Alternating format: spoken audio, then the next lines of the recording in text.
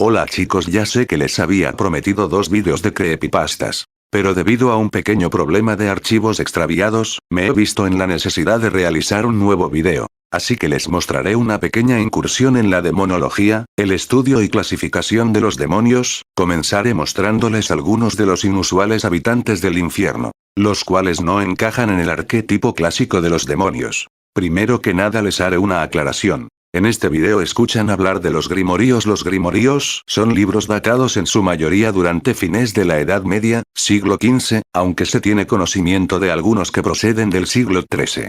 Estos libros constan de conocimientos mágicos, los cuales contenían correspondencias astrológicas, instrucciones para realizar hechizos y elaborar pociones, creación de talismanes, instrucciones para efectuar aquelarres, clasificaciones y jerarquías tanto angélicas como demoníacas. Aunque estos también se podrían incluir en las listas de libros prohibidos de la Edad Oscura. Para dar inicio a este listado de atípicos moradores infernales, comenzaremos hablando de Emi, el demonio que extraña el paraíso. Emi fue un demonio menor cuya popularidad cayó en desgracia frente a otras criaturas más poderosas. Si, en cambio, tomamos la precaución de investigar a fondo su historia, descubriremos que Emi fue, de hecho, un poderoso ídolo de los moabitas mencionado en la estela basáltica de Mesa, fechada en el 850 a.C. Emi aparece allí confusamente, en alianza o competencia con Quemos, el dios principal del panteón de Moab. Aunque sus atribuciones son vagas, Emi es un adorador del arte en todas sus formas. Luego, ya en la Edad Media, se lo hizo patrono de los buscadores de tesoros. Esta última asociación, caprichosa a simple vista, acaso sea una metáfora previsible de su amor al arte. Pero lo que realmente distingue a Emi de otras criaturas infernales es una insólita añoranza del paraíso, donde cree que regresará algún día.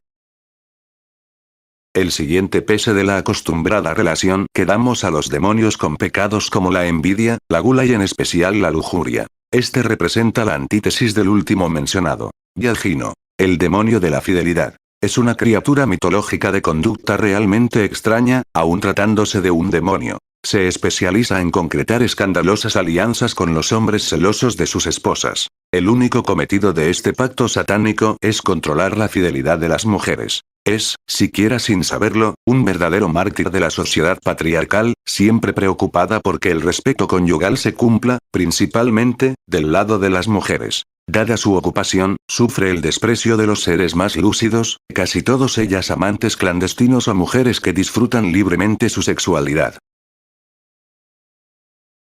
Orobas. El demonio que odia la mentira. Si bien los libros prohibidos y grimoríos medievales dan cuenta de lo contrario, oficiosos mitógrafos anotan que Orobas es uno de los pocos habitantes de los infiernos que jamás pronunció una mentira. Orobas, de hecho, es un acérrimo enemigo de la mentira. Su función en la política infernal no es clara.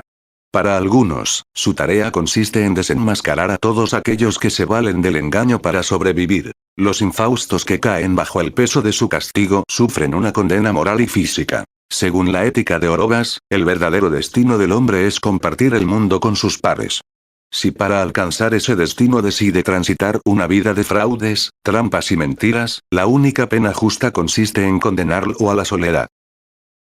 Astartea, el ángel del infierno. Astartea figura en los catálogos infernales como esposa de Astaroth. A diferencia de su marido, proverbialmente aborrecible, Astartea es elegante y atractiva. Astartea luce unos soberbios cuernos retráctiles, prueba contundente de su fertilidad. Asimilada a los cultos babilónicos de Ishtar, los fenicios la colocaron al frente de los ritos venéreos y consideraron su vientre como el centro del universo. Siguiendo esta línea mítica, el demonólogo añade que Astartea solo tuvo 2 hijos, el deseo y el amor. Su matrimonio con el desdichado Astaroth puede resultar incongruente a primera vista, pero sin dudas obedece a un procedimiento hierogámico común a muchas cosmogonías.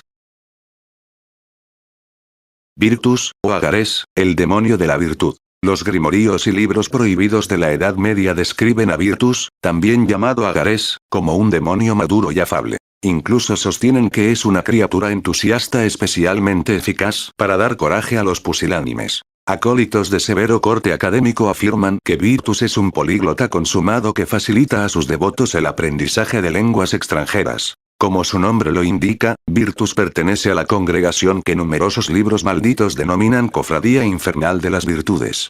Esta orden o cofradía está compuesta por demonios puritanos que desaprueban los excesos y transgresiones del infierno. En sus filas aparecen diablos abstemios y enemigos del consumo desproporcionado de sustancias nocivas para la salud. Algunos, para gran alarma y descontento del infierno, incluso pregonan los beneficios de la castidad. Si bien ya hemos visto a dos demonios que al parecer estarían enemistados con la lujuria, también tenemos el caso de dos demonios que se han jurado amor y fidelidad eterna. Estos serían Pinette y Florina, también conocidos como los demonios del amor eterno. Casi todos los grimoríos y libros prohibidos de la Edad Media prescinden de sus biografías. Su historia se lo debe todo al inagotable Pico della Mirandola, que en su breve vida frecuentó todas las lenguas y ofreció a Occidente las sutilezas de la cábala. Fue este erudito el primero en mencionar a Pinette y Florina, una pareja de demonios eternamente enamorados, cuyo vínculo persiste más allá de los obstáculos y contratiempos que depara la eternidad. Filosóficamente hablando, Pinette y Florina representan la fusión neoplatónica de todos los ideales del amor forjados por hombres y mujeres a través del tiempo, naturalmente, inalcanzables. La eterna unión de Pinette y Florina simbolizan, además, la utopía esencial que persigue todo ser humano. La derrota del tiempo, de sus vencimientos y extorsiones, mediante el sublime ejercicio del amor. A continuación les hablaré de un ente que no sabría si terminar de incluir en este listado, pues aunque se diga que se ha redimido de sus errores, aún presenta la desconcertante de ser Dios y demonio al mismo tiempo. Además de desconocerse mucho de su rol actual en la política o jerarquía en el infierno. Me refiero a Melectaus, también conocido como el dios demonio o el ángel pavo real. Nadie sabe a ciencia cierta de dónde proviene el culto a Melectaus. Para algunos su origen está en la India, para otros en las arenas del Sáhara, y finalmente están quienes defienden una postura menos ortodoxa, señalando que Melectaus es una deidad anterior a la humanidad tal como la conocemos, cuyo origen habría que encontrarlo en antiquísimas tradiciones, muchas de ellas, innombrables. A pesar de que los yazidí entran en conflicto directo con las tres grandes religiones de Oriente, el cristianismo, el judaísmo y el islam, al afirmar que Melectaus es anterior a todos los dioses conocidos, este aparece citado en las tres religiones dominantes asociado a Lucifer, o a Shaitán, Satanás, según la fuente que consultemos. Para los yazidis existe un tabú sobre el nombre de Melectaus, pronunciarlo está prohibido, y la pena por hacerlo es la muerte. No obstante, aprueban que los demás pueblos lo adoren, aunque esa adoración no es otra cosa que miedo y terror atávicos, ya que Melectaus, en todas las religiones en las que se menciona, es nada menos que el diablo. ¿No resulta asombroso que existan muy pocas leyendas sobre Melectaus? En todas se afirma que está cansado de su existencia lánguida, carente de propósito. Acostumbrado como estaba a los grandes salones del desierto, a las interminables ofrendas de los incautos que se atrevían a cruzar su reino, hoy transita sus días como un espectro sobre las arenas, similar a un viento o a un algo sin sentido, cuya voz simula el murmullo de los insectos en el ocaso violento y repentino de Oriente. Su única función, señalan los yazidis, es la de aconsejar, tanto a Satán como a Jehová, a que desencadenen de una vez por todas el conflicto final, acaso para descansar eternamente y olvidar aquel primigenio movimiento de la voluntad que lo arrancó del vacío, de esa grieta en la nada que los griegos llamaban prudentemente caos. Y para terminar con estos demonios atípicos, les mencionaré a un forzado aliado indirectamente de la humanidad. Este sería Itzneumón, el demonio devorador de la culpa. Itzneumón, también conocido como el demonio de la culpa o el devorador de la culpa, es un demonio que ha logrado eludir a los grandes demonólogos y sus grimoríos y libros prohibidos. Antiguamente se creía que Itzneumón se especializaba en devorar los restos de culpa y los diversos malestares que dejan los pecados en la conciencia. En este contexto, Itzneumón es un eficaz colaborador del bienestar del género humano, oficio que los guardianes de la fe no le han perdonado. Ya los sacerdotes del culto de Isis asimilan a Itzneumón a la rata del Nilo, y en los grimoríos cristianos aparece como una bestia informe, y casi siempre babeante. Los bestiarios medievales, principalmente las etimologías de Isidoro de Sevilla, sostienen que Itzneumón es el archienemigo por excelencia del dragón. Cada vez que se cruza con un dragón, el Itzneumón se unta la piel con barro, cierra sus fosas nasales, y con la cola, larga y filosa, perfora el vientre del dragón. La palabra Itzneumón proviene del griego, y significa literalmente rastreador. Algo bastante oportuno para cualquier devorador de culpas ajenas, cuya posesión puede ser tan ardorosa como el fuego de los dragones. Bueno chicos, espero que no olviden que estas son solo unas pocas de las excepcionalmente rarezas benévolas entidades que habitan en el inframundo. Ahora mis amigos les mostraré a algunos demonios en el aspecto más clásico de la palabra. Comenzando con Belial. Prácticamente todos los libros prohibidos y grimorios de la Edad Media coinciden en que Belial fue un ídolo de los palestinos que habitaban la ciudad de Sodoma durante su apogeo. Esta ubicación convirtió al pobre Belial en una inexactitud. Efectivamente, a partir del episodio de Sodoma y Gomorra, regiones que Dios barrió del planeta a causa de sus pecados, Belial se convirtió en patrono de los varones homosexuales, omitiendo que el pecado que condenó al azufre a los prósperos sodomitas no era otro que la cópula contra natura, sin distinción de sexos, práctica que estaba especialmente vedada a las mujeres ya que las desviaba de su función procreadora. La etimología de Belial es tan estéril como sus hábitos. Nadie ha logrado ponerse de acuerdo al respecto. Algunas fuentes sostienen que Belial significa rebelde e improductivo del hebreo. Belial, otras le asignan el doble significado de inútil e impío.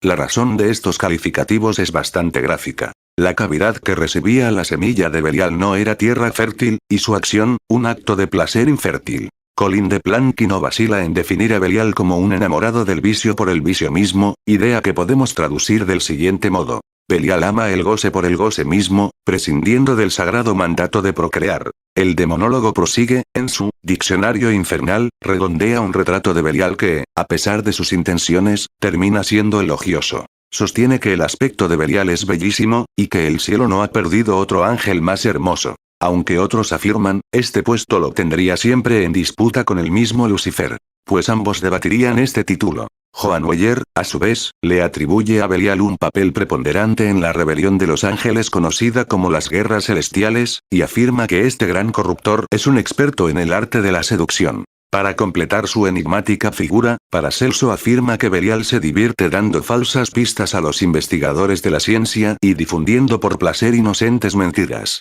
Según otros investigadores, Belial actúa y se materializa sobre todo durante el mes de enero. La más heterodoxa de sus leyendas lo responsabiliza de la condena de la mujer de Lot. No por su ingenua curiosidad, sino por haber gozado con él de los estériles amores contra natura. Belial es mencionado, además, en varias obras de Aleister Crowley y en 2 libros de ocultismo paradigmáticos. La llave mayor del rey Salomón y la llave menor de Salomón. Siguiendo con estos seres oscuros nos encontramos con Baal, un demonio al cual también se la atañés. La autoría de más de un grimorío. Baal integra una corte de demonios muy prestigiosos entre los magos y las brujas de la Edad Media. Esta popularidad se debe a una razón muy sencilla. Baal le otorgaba a sus devotos un don muy preciado durante la Inquisición. La impasibilidad ante el tormento, es decir, cierta insensibilidad ante los rigurosos interrogatorios oficiados por la fe. Nicolás Aymerich, en su libro Maldito, Directorium Inquisitorum, Manual de los Inquisidores, denuncia esta estratagema. Según los grimoríos y libros prohibidos de la Edad Media, entre ellas, las crónicas inquisitoriales, Baal fue el enemigo principal de los exorcistas. De hecho, los exorcistas eran entrenados para superar las astucias y las duras pruebas impuestas por Baal. Su arma más poderosa era el sigilo y la cautela. Nunca anunciaba sus actos salvo cuando la sagacidad del exorcista lo obligaba a manifestarse abiertamente. Algunos tratados demonológicos incluso afirman que Baal poseía el desconcertante don de la invisibilidad, y que a menudo volvía invisibles a las víctimas de su posesión diabólica. El siguiente demonio, estaría tan hambriento de caos y destrucción, que no le importaría someterse a las órdenes de Dios, siempre y cuando esto le asegurara más satisfacción para saciar sus ansias. Jalfas, llamado casi siempre el destructor de ciudades, es un demonio anterior a los grimoríos y libros prohibidos de la Edad Media. Los pocos libros malditos que se encargan de su biografía sostienen que Jalfas solo encuentra satisfacción para sus impulsos a través de la aniquilación y la ruina. Suele verse a Jalfas registrando los desolados parajes de las batallas buscando carroña.